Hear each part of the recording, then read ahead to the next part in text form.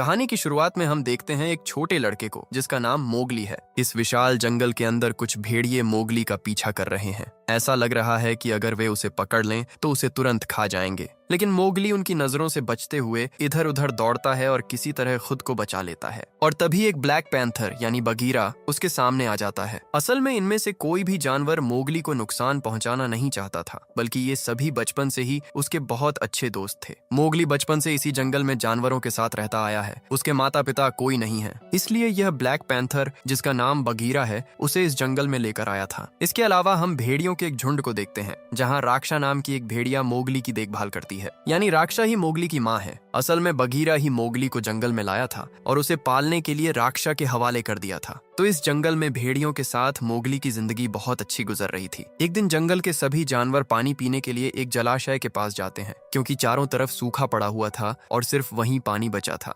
Mowgli उस समय एक बर्तन जैसा कुछ बनाकर उससे पानी पी रहा था। ये देखकर सभी जानवर उसका मजाक उड़ाने लगते हैं, क्योंकि बाकी सभी जानवर मुंह से पानी पीते थे, लेकिन मोगली हाथ में लेकर पानी पी रहा था। तब उसकी माँ राक्षा उससे कहती है, जंगल में इंसानों के नियम नहीं चलेंगे, तुम्हें जानवरों की तरह मुंह से ही पानी पीना होगा। तभी सभी जानवर आसमान की तरफ देखते हैं और वहाँ बहुत सारे गिद्ध मंडराते हुए नजर आते हैं। ये देखकर सभी जानवर डर जाते हैं, क्योंकि गिद्धों के आने का मतलब था कि जंगल का राजा वहाँ आ चुका है। और जैसा कि सब सोच रहे थे, वहाँ शेर खान नाम का एक बाघ आ जाता है। उसे देखते ही सभी जानवरों की हालत खराब हो जाती है। राक्षा भी शेर खान को देखते ही मोगली को छिपा देती है। खैर, शेर खान वहाँ पानी पीने आता है और कहता है, मुझे यहाँ कहीं इंसान की गंध आ रही है। फिर वह भेड़ियों से जोर से कहता है, तुम लोग उस इंसानी बच्चे को मुझसे आखिर कब तक छिपा कर रखोगे? एक दिन मैं उसे जरूर अपना शिकार बनाऊंगा। तब भेड़ियों का सरदार अकेला उससे कहता है, तुम मोगली का कुछ नहीं बिगाड़ सकते, क्योंकि वह बचपन से हमारे साथ बड़ा हुआ है, इसलिए वह भी इस जंगल का एक सदस्य है। यह सुनकर शेर खान कहता है, तुम लोग चाहे जितनी कोशिश कर लो, इंसान का बच्चा कभी इस जंगल में नहीं रह सकता। क्या तुम लोगों ने नहीं देखा कि इंसानों ने मेरे चेहरे का क्या हाल किया है?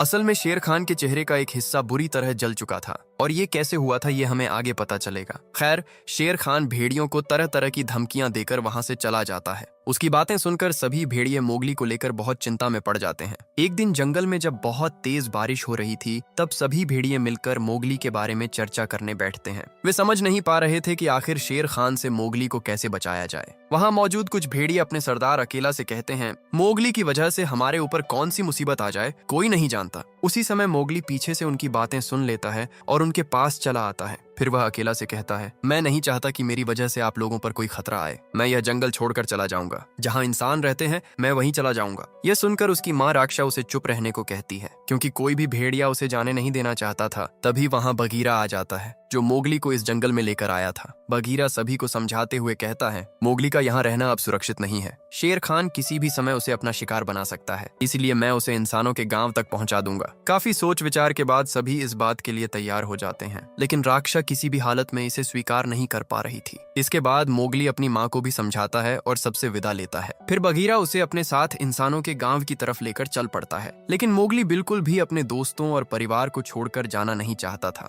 रास्ते भर वह बगीरा से तरह तरह की बातें करता रहता है। वे दोनों एक जंगल से दूसरे जंगल की ओर बढ़ते जाते हैं। रास्ते में उनकी मुलाकात हाथियों के एक बड़े झुंड से होती है। तब बगीरा मोगली से कहता है, इनके सामने सिर झुका लो। मोगली पूछता है, क्यों?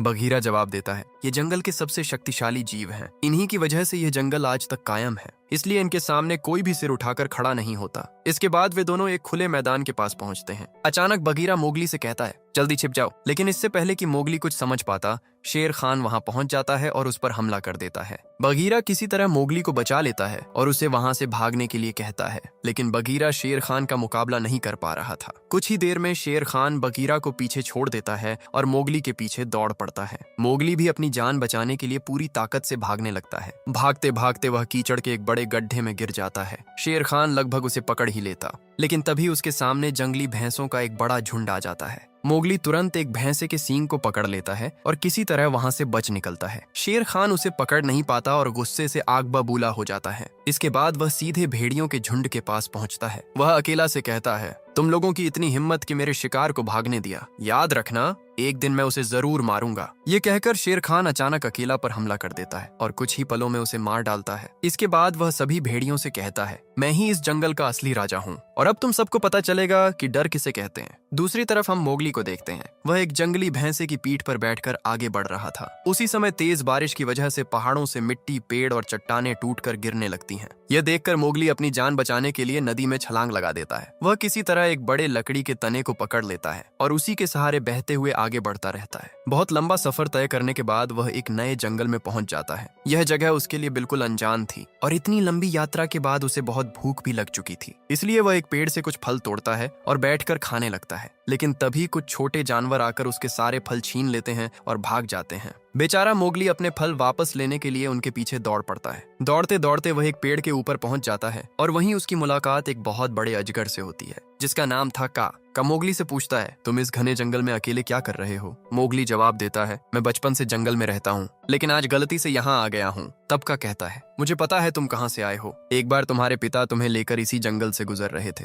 रात होने पर तुम दोनों ने एक गुफा में शरण ली थी, लेकिन उसी रात एक बाघ ने तुम्हारे पिता पर हमला कर दिया था। वह तुम्हें भी मार देता, लेकिन तुम्हारे पिता ने मरने से पहले आग की मदद से उस बाघ का चेहरा जला दिया था, जिसकी वजह से वह दर्द से तड़पता हुआ वहाँ से भाग गया। इसके बाद एक काला पैंथर तुम्हें वहाँ मिला और उसी ने तुम्हारी परवरिश की। यानी का यहाँ बघीरा के बारे में बता रहा था। और अगर आपको याद हो तो शेर खान के चेहरे का एक हिस्सा जला हुआ था। असल में उसी रात उसने मोगली के पिता पर हमला किया था। ये सारी बातें बताते बताते का धीरे धीरे मोगली को सम्मोहित करने लगता है। असल में उसका इरादा मोगली को खाने का था, इसलिए वह उसे अपने विशाल शरीर में जकड़ लेता है और जैसे ही वह उसे निगलने वाला होता है तभी कोई वहां आकर का पर हमला कर देता है, जिसकी वजह से मोगली की जान बच जाती है। लेकिन का के सम्मोहन की वजह से मोगली बेहोश हो चुका था। कुछ समय बाद जब उसे होश आता है तो वह अपने सामने एक बड़े भालू को देखता है जिसका नाम था बालू। मोगली पहले तो बालू को देखकर काफी डर जाता है। तब बालू उससे कहता है, मैंने तुम्हारी जान बचाई है और तुम्हें यहाँ इस गुफा तक लेकर आया हूँ, इसलिए अब तुम्हें भी मेरा एक काम करना होगा।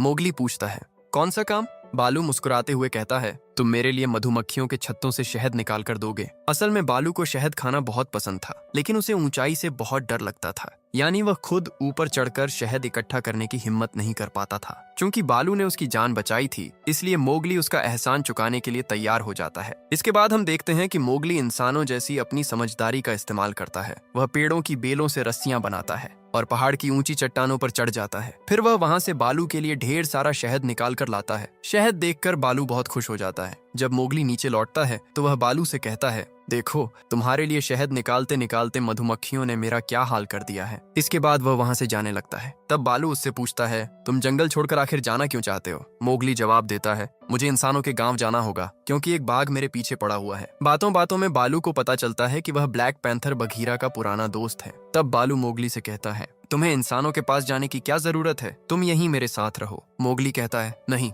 बघीरा चाहता है कि मैं इंसानों के गांव जाऊं। अगर मैं नहीं गया तो उसे बहुत दुख होगा। यह सुनकर बालू कहता है, ठीक है, मैं तुम्हें इंसानों के गांव के पास तक छोड़ देता हूँ। इसके बाद दोनों चलते चलते रात होने तक इंसानों की बस्ती के करीब पहुंच जाते हैं। तब बालू मोगली से कहता है, मैंने तुम्हें इंसानों तक पहुंचने का रास्ता दिखा दिया है, अब तुम्हें वहीं जाना चाहिए, लेकिन मैं चाहता हूँ कि तुम कुछ समय और मेरे साथ रहो। हम दोनों मिलकर सर्दियों के लिए बहुत सारा शहद जमा करेंगे, उसके बाद तुम इंसानों के पास चले जाना। असल में बालू का असली प्लान कुछ और ही था। वह चाहता था कि मोगली रोज उसके लिए शहद इकट्ठा करे और वह आराम से बैठकर खाता रहे। यानी यह आलसी भालू आखिरी समय में भी अपने खाने की चिंता कर रहा था। बालू की बात सुनकर मोगली उसके साथ रहने के लिए तैयार हो जाता है, क्योंकि वह खुद भी जंगल छोड़कर जाना नहीं चाहता था। अगले दिन मोगली बालू के लिए ढेर सारा शहद इकट्ठा करता है। वह तरह तरह के औजार और तरीके बनाता है जिसकी मदद से बहुत आसानी से शहद निकाल लेता है। इस जगह की खूबसूरती को वास्तव में शब्दों में बयां करना मुश्किल है, उसे महसूस करने के लिए फिल्म देखनी पड़ेगी। खैर, इसी तरह कई दिन बीत जाते हैं और धीरे धीरे बालू और मोगली की दोस्ती बहुत गहरी हो जाती है।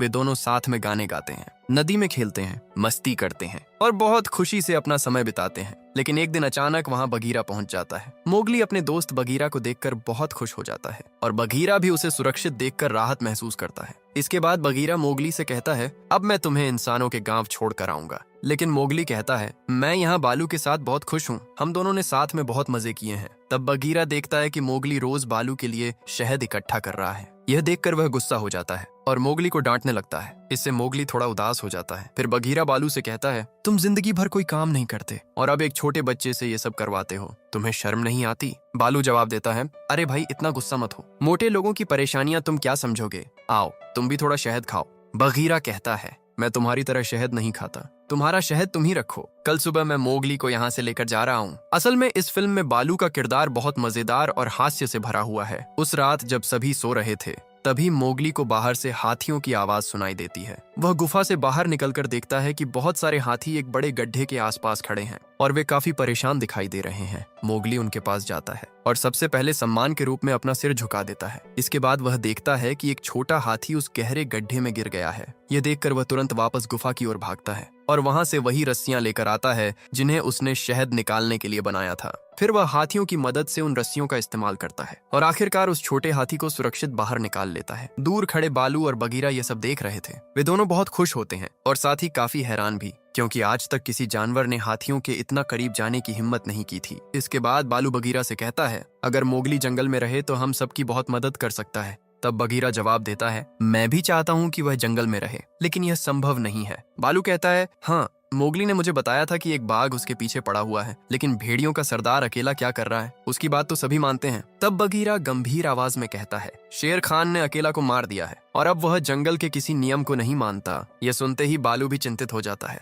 बगीरा आगे कहता है, अगर मोगली जंगल में रहा तो किसी भी समय उसके साथ कुछ भी हो सकता है, इसलिए दोस्त, हमें किसी भी हालत में उसे इंसानों के पास पहुंचाना होगा। इसके बाद जब मोगली नदी के किनारे बैठा हुआ था तब बालू उसके पास जाता है और कहता है, सुनो, अब मुझे तुम्हारी जरूरत नहीं है, तुम यहाँ से चले जाओ। मोगली हैरानी से उसकी तरफ देखता है और कहता है, क्या कह रहे हो, तुम तो मेरे अच्छे दोस्त हो, है ना? बालू जवाब देता है, नहीं, मैंने तुम्हें कभी अपना दोस्त नहीं माना, मैंने सिर्फ शहद निकलवाने के लिए तुम्हारा इस्तेमाल किया था। अब सर्दियों के लिए मेरे पास काफी शहद जमा हो चुका है, इसलिए अब मुझे तुम्हारी कोई जरूरत नहीं है, तुम यहाँ से चले जाओ। असल में बालू दिल पर पत्थर रखकर ये सारी बातें कह रहा था। वह जानता था कि मोगली की भलाई इसी में है कि वह इंसानों के पास चला जाए, लेकिन मोगली ये बात नहीं जानता था। बालू की बातें सुनकर उसका दिल टूट जाता है। वह बहुत उदास होकर एक ऊंचे पेड़ पर जाकर बैठ जाता है। नीचे खड़ा बालू दुखी होकर बगीरा से कहता है, मैंने अपनी जिंदगी में आज तक इतना बड़ा पाप नहीं किया। तब बगीरा उसे समझाते हुए कहता है, तुम्हारी कोई गलती नहीं है दोस्त, हम जो कुछ भी कर रहे हैं मोगली की भलाई के लिए ही कर रहे हैं। खैर,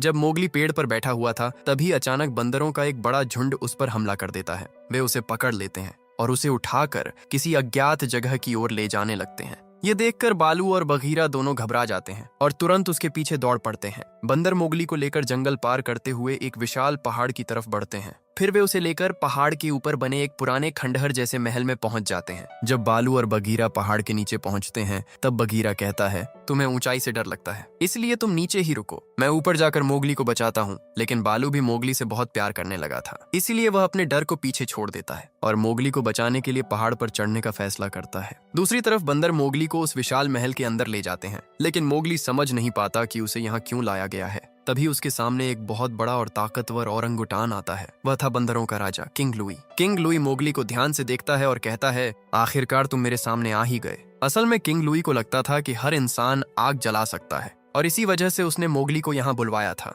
जंगल के सभी जानवर आग से डरते थे। वे आग को रेड फ्लावर कहते थे क्योंकि आग के सामने कोई भी जानवर टिक नहीं सकता था। किंग लुई चाहता था कि उसे भी आग बनाने का रहस्य पता चल जाए ताकि वह पूरे जंगल पर राज कर सके। वह मोगली से कहता है, मेरे पास ताकत है, मेरे पास बुद्धि है, मेरे पास दौलत है, मेरे पास खाना है, लेकिन फिर भी कोई मुझे जंगल का सबसे शक्तिशाली राजा नहीं मानता। लेकिन जिस दिन मेरे पास रेड फ्लावर आ जाएगा उस दिन पूरा जंगल मेरे सामने झुक जाएगा, इसलिए तुम मुझे आग बनाना सिखाओ। दूसरी तरफ बालू और बगीरा बड़ी मुश्किल से पहाड़ पर चढ़ रहे थे। ये दृश्य जितना भावुक था उतना ही मजेदार भी। बालू चढ़ते चढ़ते बुरी तरह थक चुका था। वह बगीरा से कहता है, भाई, अगर मैं और ऊपर चढ़ा तो सीधे आसमान में पहुंच जाऊंगा। यानी वह बहुत ज्यादा डर रहा था, लेकिन बगीरा लगातार उसे हिम्मत देता रहता है। आखिरकार दोनों किसी तरह पहाड़ के ऊपर पहुंच जाते हैं और महल की तरफ बढ़ने लगते हैं। उधर मोगली बार बार किंग लुई को समझाता है, मुझे आग बनानी नहीं आती, मैं सच कह रहा हूँ। लेकिन किंग लुई उसकी बात पर विश्वास नहीं करता। वह गुस्से में आकर मोगली को जोर से धक्का दे देता है। ठीक उसी समय पीछे से बालू वहां पहुंच जाता है। वह मजेदार बातें करके सभी बंदरों का ध्यान अपनी तरफ खींचने लगता है। इसी बीच बगीरा एक दूसरी तरफ से चुपके से अंदर आता है और मोगली को इशारा करता है कि वह उसके साथ भाग जाए। मोगली धीरे धीरे वहां से निकलने लगता है, लेकिन तभी एक छोटा बंदर उन्हें देख लेता है। वह जोर से चिल्लाता है और अगले ही पल किंग लुई सब कुछ समझ जाता है। वह सभी बंदरों को आदेश देता है, उन्हें पकड़ लो। बस फिर क्या था, सारे बंदर उनके पीछे दौड़ पड़ते हैं। बालू और बगीरा मोगली से कहते हैं, भागो मोगली, हम इन्हें रोकते हैं। मोगली उनकी बात मानकर वहां से भागने लगता है। उधर सैकड़ों बंदरों ने बालू और बगीरा को चारों तरफ से घेर लिया था। दोनों पूरी ताकत से उनका मुकाबला करते हैं। दूसरी तरफ किंग लुई खुद मोगली के पीछे पड़ जाता है। वह लगभग उसे पकड़ ही लेता, लेकिन अपने विशाल शरीर की वजह से तेजी से आगे नहीं बढ़ पा रहा था। भागते भागते मोगली चिल्लाकर कहता है, मैंने तुम्हारा क्या बिगाड़ा है? तुम लोग मेरे पीछे क्यों पड़े हो? तब किंग लुई जवाब देता है, अगर तुम मुझे रेड फ्लावर दे दो तो मैं तुम्हें शेर खान से बचा सकता हूँ। मोगली कहता है, मुझे शेर खान से बचाने के लिए तुम्हारी जरूरत नहीं है, मुझे अकेला बचा सकता है। यह सुनकर किंग लुई कहता है, अकेला? उसे तो शेर खान पहले ही मार चुका है। ये सुनते ही मोगली जैसे अंदर से टूट जाता है। उसे यकीन ही नहीं होता कि अकेला अब इस दुनिया में नहीं रहा। उसकी आंखों में दर्द साफ दिखाई देने लगता है, लेकिन अगले ही पल वह खुद को संभालता है और वहां से भागने की कोशिश करने लगता है। उधर बालू और बगीरा अभी भी बंदरों से लड़ रहे थे। चारों तरफ जबरदस्त लड़ाई चल रही थी और इसी बीच किंग लुई फिर से मोगली के बहुत करीब पहुंच जाता है। लगता था कि अब वह उसे पकड़ ही लेगा, लेकिन ठीक उसी समय मोगली खिड़की से छलांग लगाकर एक पेड़ की तरफ पहुंच जाता है। किंग लुई भी उसे पकड़ने के लिए खिड़की से बाहर निकलने की कोशिश करता है, लेकिन उसका शरीर इतना विशाल था कि वह आसानी से वहां से निकल नहीं पाता और अगले ही पल पूरा महल उसके ऊपर भर कर गिरने लगता है। कुछ ही सेकंड में वह भारी मलबे के नीचे दब जाता है। ये देखकर बालू और बगीरा दोनों घबरा जाते हैं। उन्हें लगता है कि कहीं मोगली भी उस मलबे के नीचे तो नहीं दब गया। दूसरी तरफ सभी बंदर भी अपने राजा को लेकर परेशान हो जाते हैं। वे लड़ाई छोड़कर किंग लुई को बचाने में लग जाते हैं। इसी बीच बालू और बगीरा मोगली को हर तरफ ढूंढने लगते हैं। तभी अचानक एक पेड़ के ऊपर से मोगली की आवाज आती है। वह चिल्लाकर कहता है, अकेला को शेर खान ने मार दिया है। मुझे यह बात पहले क्यों नहीं बताई गई? उसकी आवाज में दर्द और गुस्सा साफ महसूस हो रहा था। ये कहकर वह वहां से भाग जाता है और सीधा इंसानों के गांव की तरफ निकल पड़ता है। कुछ समय बाद हम देखते हैं कि मोगली चुपके से इंसानों की बस्ती में पहुंच चुका है। वह वहां से रेड फ्लावर यानी आग चुरा लेता है और फिर उसी आग को लेकर वापस जंगल की तरफ लौटने लगता है। अब उसका सिर्फ एक ही मकसद था, अकेला की मौत का बदला लेना। वह शेर खान का सामना करना चाहता था। रास्ते में चलते समय आग की कुछ चिंगारियां नीचे गिरती रहती हैं, लेकिन मोगली का ध्यान इस तरफ नहीं जाता। उसे अंदाजा भी नहीं था कि उन्हीं चिंगारियों की वजह से जंगल में आग फैलने वाली है। खैर, मोगली आग लेकर उसी जलाशय के पास पहुंचता है जहां शेर खान ने पहली बार उसे मारने की धमकी दी थी। वह वहां खड़े होकर जोर से चिल्लाता है, मैं तुमसे नहीं डरता शेर खान, अगर हिम्मत है तो सामने आओ। उसकी आवाज सुनकर जंगल के सभी जानवर वहां इकट्ठा होने लगते हैं। मोगली हैरानी से देखता है कि सभी जानवर पानी के पास खड़े हैं। उसे समझ नहीं आता कि आखिर क्या हो रहा है। तभी शेर खान वहां पहुंच जाता है। वह सभी जानवरों की तरफ देखकर कहता है, देख लिया तुम सबने, इस इंसानी बच्चे ने हमारे जंगल का क्या हाल कर दिया है। इसने पूरे जंगल में आग लगा दी है। ये सुनकर सभी जानवर मोगली को शक की नजर से देखने लगते हैं। उन्हें लगता है कि शायद शेर खान सच कह रहा है। यहाँ तक कि छोटे छोटे भेड़िए भी उससे डरकर दूर हट जाते हैं। यह देखकर मोगली को बहुत दुख होता है। उसे महसूस होता है कि उसके अपने दोस्त भी अब उससे डरने लगे हैं। गुस्से और दुख में वह अपने हाथ में पकड़ी आग को पानी में फेंक देता है। बस शेर खान इसी मौके का इंतजार कर रहा था। वह मुस्कुराते हुए कहता है, तुमने अपनी जिंदगी की सबसे बड़ी गलती कर दी है, अब तुम्हें मुझसे कोई नहीं बचा सकता। तभी अचानक बालू आगे बढ़कर मोगली के सामने खड़ा हो जाता है और कहता है, जब तक मैं जिंदा हूँ मोगली का कोई कुछ नहीं बिगाड़ सकता। यह देखकर बगीरा भी आगे आ जाता है और शेर खान को चुनौती देता है। इसके बाद राक्षा भी अपने बेटे की रक्षा के लिए आगे बढ़ती है। धीरे धीरे जंगल के बाकी जानवर भी मोगली के पक्ष में खड़े हो जाते हैं। वे समझ जाते हैं कि मोगली जानबूझकर ऐसा कभी नहीं कर सकता। ये देखकर शेर खान और ज्यादा गुस्से में आ जाता है और फिर शुरू होती है आखिरी लड़ाई। सबसे पहले बालू शेर खान पर हमला करता है, लेकिन शेर खान की ताकत के सामने वह ज्यादा देर टिक नहीं पाता। इसके बाद एक एक करके जंगल के बाकी जानवर भी लड़ाई में शामिल हो जाते हैं, यहाँ तक कि मोगली भी आगे बढ़ने लगता है। लेकिन तभी बगीरा उसे रोक देता है और कहता है, हमने हमेशा तुम्हें जानवरों की तरह जीना सिखाया है, लेकिन आज तुम्हें इंसानों की तरह सोचना होगा। शेर खान को ताकत से हराना किसी जानवर के बस की बात नहीं है। वह इस जंगल का सबसे खतरनाक शिकारी है। अगर तुम उसे हराना चाहते हो तो इंसानों वाली बुद्धि का इस्तेमाल करो। बगीरा की बात सुनते ही मोगली के दिमाग में एक योजना आ जाती है और वह तुरंत वहां से निकल जाता है। दूसरी तरफ शेर खान लगातार लड़ता रहता है। वह बालू, बगीरा और कई भेड़ियों को घायल कर देता है। इसके बाद वह मोगली का पीछा करने लगता है, लेकिन तब तक मोगली अपनी तैयारी पूरी कर चुका था। उसने जंगल की बेलों और लकड़ियों की मदद से एक जाल तैयार कर लिया था। अब उसे सिर्फ सही समय का इंतजार था। कुछ देर बाद शेर खान उसका पीछा करते हुए एक बहुत बड़े पेड़ तक पहुंच जाता है। मोगली तेजी से पेड़ पर चढ़ने लगता है और शेर खान भी उसके पीछे पीछे ऊपर बढ़ता जाता है। पेड़ के नीचे चारों तरफ आग लगी हुई थी। अगर कोई वहां से गिरता तो उसकी मौत निश्चित थी। मोगली जानबूझकर शेर खान को उसी दिशा में ले जा रहा था जहां उसका जाल तैयार था। धीरे धीरे वह एक बहुत पतली डाल तक पहुंच जाता है। वह डाल इतनी कमजोर थी कि ज्यादा वजन सहन नहीं कर सकती थी। मोगली वहीं रुक जाता है और शेर खान भी उसे पकड़ने के लिए उसी डाल पर छलांग लगा देता है। है, लेकिन ठीक उसी पल मोगली अपनी तैयार की हुई बेल पकड़कर झूल जाता है और दूसरी तरफ सुरक्षित पहुंच जाता है। वहीं शेर खान का पूरा वजन उस कमजोर डाल पर पड़ता है और अगले ही पल वह डाल टूट जाती है। शेर खान संतुलन खो देता है और सीधा नीचे धधकती हुई आग में जा गिरता है। यहीं पर इस खतरनाक शिकारी का अंत हो जाता है। दूसरी तरफ पूरे जंगल में आग फैल चुकी थी। चारों तरफ सिर्फ आग ही आग दिखाई दे रही थी। यह देखकर मोगली तुरंत नीचे उतरता है, क्योंकि अब उसकी सबसे बड़ी चिंता शेर खान नहीं बल्कि पूरे जंगल को बचाना था। उधर दूर खड़े सभी जानवरों को लगता है कि शायद मोगली अब जिंदा नहीं बचा होगा। उन्हें लगता है कि या तो शेर खान ने उसे मार दिया या फिर वह आग में फंस गया। राक्षा, बालू और बगीरा सभी बहुत परेशान हो जाते हैं, लेकिन दूसरी तरफ मोगली अभी भी जंगल के अंदर मौजूद था। इसी दौरान उसकी मुलाकात हाथियों के झुंड से होती है। जैसे ही वह उन्हें देखता है, वह सम्मान के साथ अपना सिर झुका देता है। हाथी भी उसकी तरफ ध्यान से देखते हैं। तब मोगली को एक उपाय सूझता है। उसे याद आता है कि जंगल में बहने वाला झरना ही इस आग को बुझा सकता है और इस काम को सिर्फ हाथी ही कर सकते हैं। मोगली हाथियों को रास्ता दिखाने लगता है। दूसरी तरफ जंगल के सभी जानवर हैरानी से देखते हैं कि अचानक आग कम होने लगी है। उन्हें समझ नहीं आता कि आखिर यह कैसे हो रहा है। असल में हाथियों ने अपनी ताकत से झरने का रास्ता बदल दिया था और झरने का सारा पानी जंगल की तरफ मोड़ दिया था। कुछ ही देर में तेज बहाव के साथ पानी पूरे जंगल में फैल जाता है और धीरे धीरे आग बुझने लगती है। आखिरकार पूरा जंगल फिर से सुरक्षित हो जाता है। जब धुआं छंटता है, तब सभी जानवर एक बेहद खूबसूरत दृश्य देखते हैं। वे देखते हैं कि वही छोटा हाथी जिसे कभी मोगली ने गड्ढे से बचाया था, अब अपनी पीठ पर मोगली को बैठा कर ला रहा है। ये दृश्य देखकर सभी जानवर खुश हो जाते हैं। राक्षा की आंखों में खुशी साफ दिखाई देती है। बालू राहत की सांस लेता है और बगीरा गर्व से मोगली की तरफ देखता है, क्योंकि आज मोगली ने साबित कर दिया था कि वह सिर्फ इंसान नहीं है, वह इस जंगल का भी एक हिस्सा है। उसने इंसानों की बुद्धि और जंगल के नियम दोनों का सही इस्तेमाल किया था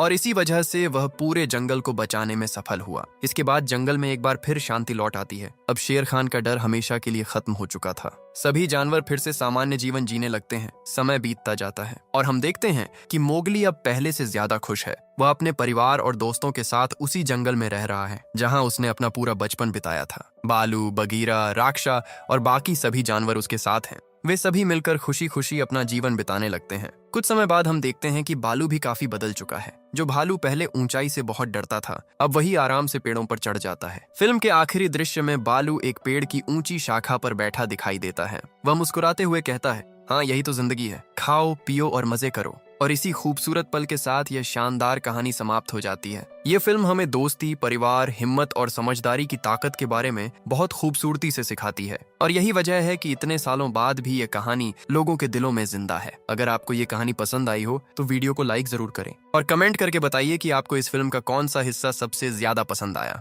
मिलते हैं अगली शानदार कहानी के साथ। तब तक के लिए अपना ख्याल रखिए। धन्यवाद।